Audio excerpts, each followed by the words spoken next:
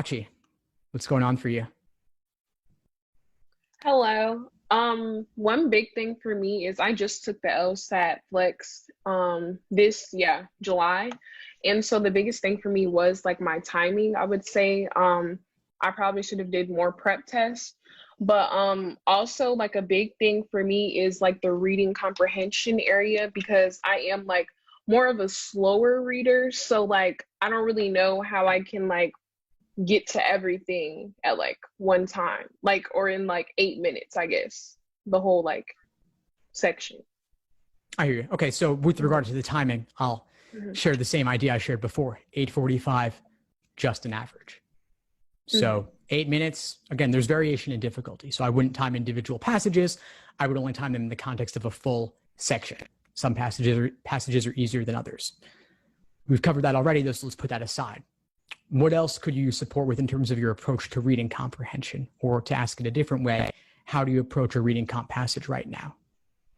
Right now I pretty much go through the passage, like reading the passage, and then I kind of like go through the questions and go through whichever one I think is kind of easier to answer first. So normally like the shorter ones, I guess, I kind of go through those first because they are a little easier to me than the more lengthier ones. But that's really it. Like, and also sometimes I feel like I have a little bit of trouble like remembering like certain stuff from the passage as well. So tell me more about how you approach a passage. When you read it, are you taking notes? What are you looking for? Mhm. Are you making any sort of annotations on the passage or on your scratch paper? Yeah, sometimes I take notes like after each like paragraph that I read, but then sometimes I feel like it kind of takes up too much time or like I'm writing too fast, so I can't really remember. Like, I don't know, like I'll write it down too fast and I don't have enough time, I feel like, so I kind of stop. And so, yeah. Okay. Okay. So what leads you to take notes versus not take notes? Um, I feel like taking notes will help me remember, like more so like each area that I just read, because like sometimes it's harder when you're like getting new information in like the next, paragraph and like stuff like that. But it's just more so I feel like it does take up time writing it out. Yeah, it does. It's a trade off. Yeah. I want to ask you more specifically, though. You said there are some times where you take notes, and then there are other times where you don't take notes. So I'm wondering what Mhm. is involved in making that decision for different passages. Um, if I feel like the area that I'm taking notes on, like normally I feel like that area is like more like important. I guess it's more like the main idea of like the passage. So that's where I'll like normally write it down. Okay, I hear you. And how long do you spend on Mhm. taking these notes? And how long do you spend on your initial read? I'm not really sure how long I take on the notes per se, but like reading it, I'll say it'll take me like anywhere from like three, pushing like 4 minutes just for like reading it. Yeah. Okay. And then do you find that it becomes a bit of a time crunch with the questions? I heard from you that you were kind of running out of time. Yeah, I do. I feel like I definitely like run out of time by the time I get to the questions and things of that sort. Okay. Are there ever situations where you feel like there was some time that you used on that initial read through or note taking that didn't end up serving you? Yes. Okay. So what areas might that be? Sometimes like when I write stuff down, I feel like it might not have been as important as I thought it was. And so sometimes when I get to the actual questions, like sometimes I might think the main point, for example, like I might think the main point or the main purpose of the passage really was like I thought it was that, but it really wasn't. And so like that was kind of like what I wrote down. And then I go back to the questions and I noticed I was kind of off. And so it seems like it was a waste of time, basically. And so do you feel like you start to get a sense of when that note taking doesn't serve you? Yeah, when I get to the questions, normally. I guess what I'm asking more is, do you feel like through this process, you could Mhm. learn what sort of note taking serves your understanding and what sort of note taking does not serve your understanding? So I you can guess develop like an intuition for it. I guess like if I do it more, then I can figure it out. Because I do know like I didn't really focus on reading comprehension as much because I kind of like felt like at first, well, like I read all the time. So it's like it wouldn't be like where I needed to focus on as much. So I really focused more on like logical reasoning and logic games.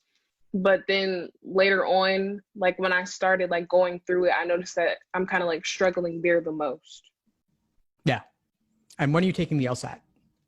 Well, I just took it in July, so I was planning on taking it again in like maybe October or November to give me more time to really like prepare again and hopefully be the last time I'll take it. Yeah.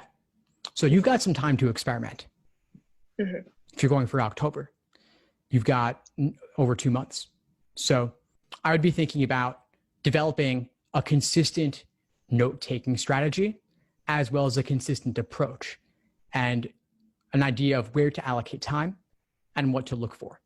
Reading comprehension is more personal than any other section of the exam because you've been reading your whole life. You've been reading in different contexts. You've done reading comprehension on perhaps the SAT or the ACT or other standardized exams, or even simply in high school and college.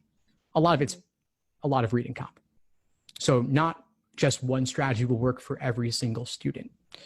I typically find those who do the best in reading comp tend to mark and write down very little or not at all. So I would tend towards less, but it could serve you to write down something. Okay. So I'd suggest do a handful of passages one way, a handful of passages the other way, meaning do a handful where you write down nothing at all. Do a handful where you take some minimal notes. Do a handful where you use the annotation tools, clunky as they are, like the highlighting and the underlining on the digital LSAT site on LawHub, for example, and see what feels the best for you and what gets you the highest accuracy rate. So I'm not going to simply just give you the answer like this is the way to go about it. I'm going to suggest experimentation and then seeing what works in the end. Okay. There are a couple of drills I'll recommend for you. One is read a passage, take some notes, and then attempt the questions using only your notes and your memory. This is obviously not realistic. You will be able to go back to the passage on test day, but as an exercise, how would you engage with the passage differently if you weren't going to be able to go back to it? How would you read differently?